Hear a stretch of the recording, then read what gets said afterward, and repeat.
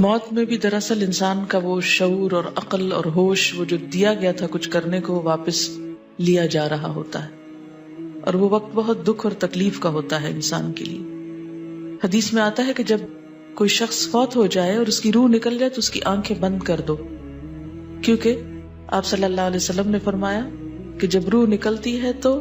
تبعہ البصر، نگاہ اس کا پیچھا کرتی ہے، یعنی جسم کے اندر روح کے نکلنے کے باوجود ایک احساس باقی ہوتا ہے، یعنی نگاہیں اپنی روح کو دیکھ پاتی ہیں جاتے ہوئے۔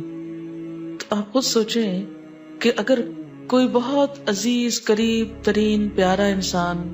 مثلاً آپ کے بچے یا کوئی بھی آپ کے والدین، جن سے انسان کا ایک خون کا رشتہ ہوتا ہے، ایک روح کا رشتہ ہوتا ہے، یا کوئی اور دوست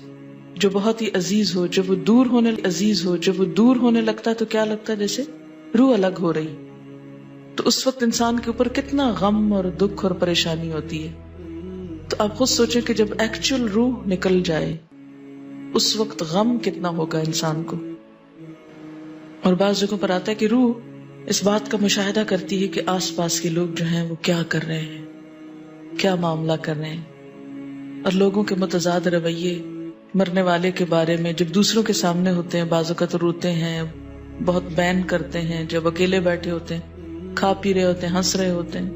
جو دنیا میں بے وفائی کا طریقہ ہے۔ تو ایسے موقع پر جب انسان سخت صدمے سے دوچار ہوتا ہے، سخت جسمانی تکلیف سے دوچار ہوتا ہے، کیونکہ آپ دیکھیں ایک بال بھی کھینچے نا آپ، کتنی سخت درد ہوتی، دانت نکالے کتنا درد ہوتا ہے۔ تو کہاں یہ کہ سارے سکن سے اور سارے جسم سے روح الگ ہو رہی، تو وہ وقت کتنے دکھ اور تکلیف کا ہو سکتا ہے، اور وہ وقت ہے بھی برحق۔ تو اس وقت کے لیے دعا مانگی گئی ہے جو عام طور پر نہ ہمیں یاد آتا ہے، حالانکہ یہ سب سے بڑی سچائی ہے، کچھ اور ہونا ہے ہماری زندگی میں کہ نہیں ہونا، لیکن یہ وقت ضرور آنا ہے،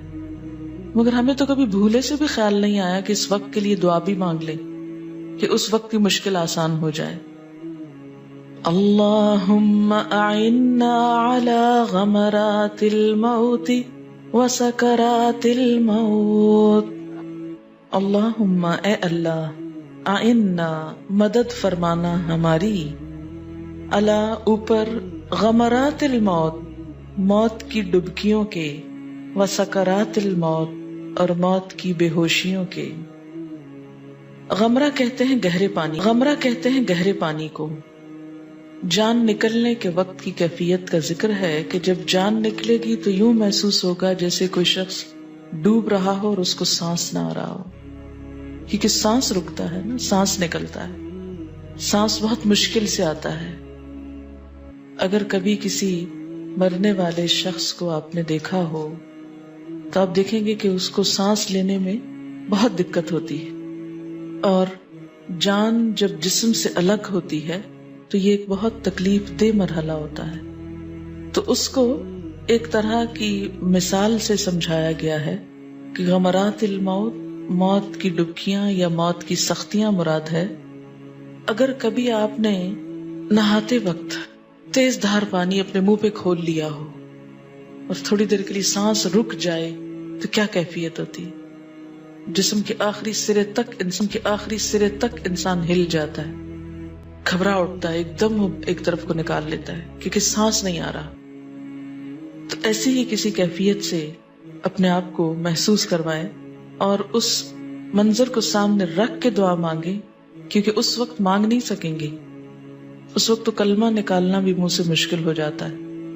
کیونکہ دکھ، کرب اور تکلیف میں انسان کے لیے سب سے پہلے تو اس کی زبان ہی بند ہوتی ہے۔ اور سکرات الموت، سکرا ہوتا ہے بے ہوشی، سکران، سکارا، لا تقربوا الصلاۃ وانتم سکارا، نماز کے قریب نہ جاؤ جب تم بے ہوش ہو، نشے میں ہو۔ تو وہ بے ہوشی کیا ہے کہ انسان یعنی تھوڑی دیر کے لیے ہوش میں آتا ہے، پھر اس کا کانشس ختم ہونے لگتا ہے، اس کا احساس ختم ہونے لگتا ہے، یعنی یوں لگتا ہے کہ جیسے ختم ہو گیا، پھر وہ سانس لیتا ہے، پھر وہ سانس لیتا ہے، پھر۔ تو یہ جو لاشعوری کی کیفیت ہے، یہ بے ہوشی کی، آپ دیکھیں کہ بعض اوقات اگر کوئی شدید جھٹکا لگے، ایک دم چکر آ جاتا ہے انسان کو اور انسان لگتا ہے کہ جیسے بے ہوش ہو گیا، پھر آپ ہوش میں آتے ہیں. تو نبی صلی اللہ علیہ وسلم کی ذات کو اسی لیے رحمت للعالمین کہا گیا ہے. بالمؤمنین رؤوف الرحیم، اتنی شفقت اور مہربانی کہ جو ہمارے والدین بھی ہم سے نہ کریں، کہ ان تکلیفوں کا بھی احساس دلا دیا جو انسان تجربے سے جان ہی نہیں سکتا. بہت سی چیزیں تو تجربے سے معلوم ہوتی نا، کہ چھری پھیرو گے تو درد ہوگی، چھری نہ پھیرنا. ماں تو بچے کو زیادہ سے زیادہ اس سے بچاتی، چھری لے لیتی اس کے ہاتھ سے، یا بجلی میں ہاتھ نہ دے دینا، یا آگ کو پکڑ نہ لینا، چولہے کے قریب نہ آئے بچہ. لیکن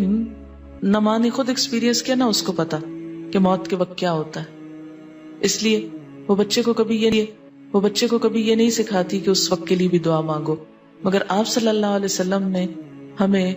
چونکہ آپ کے پاس علم غیب تھا اللہ کی طرف سے وحی کے ذریعے، کہ وہ غیب کی حقیقتیں آپ کو بتائی گئی تھیں کہ جو ہم عام طور پر نہیں جانتے. علم وحی کے ذریعے آپ صلی اللہ علیہ وسلم کو جن پریشانیوں اور دکھوں اور تکلیفوں کے بارے میں علم دیا گیا تھا، اس کی بنا پر آپ نے ہمیں ایسی دعائیں سکھائی ہیں کہ وہ وقت ہمارے لیے آسان ہو جائے. خود آپ نے سیرت کی کتابوں میں آپ صلی اللہ علیہ وسلم کا آخری وقت پڑھا ہوگا کہ جب آپ بار بار بے ہوش ہو جاتے تھے، پھر ہوش میں آتے تھے اور فرماتے تھے کہ ان للموت سکرات،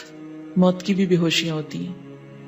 اور آپ کی تکلیف دیکھ کر حضرت عائشہ نے فرمایا تھا کہ اس کے بعد میں کسی کی بھی موت کی تکلیف دیکھ کر اس کے بارے میں بدگمانی نہیں کرتی.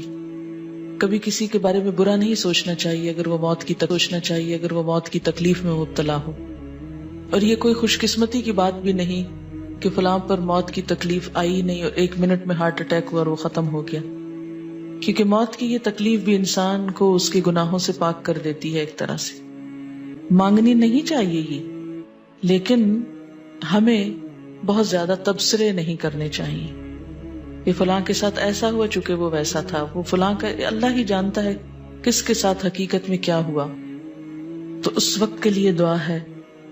اللہم اعنا علی غمرات الموت وسکرات الموت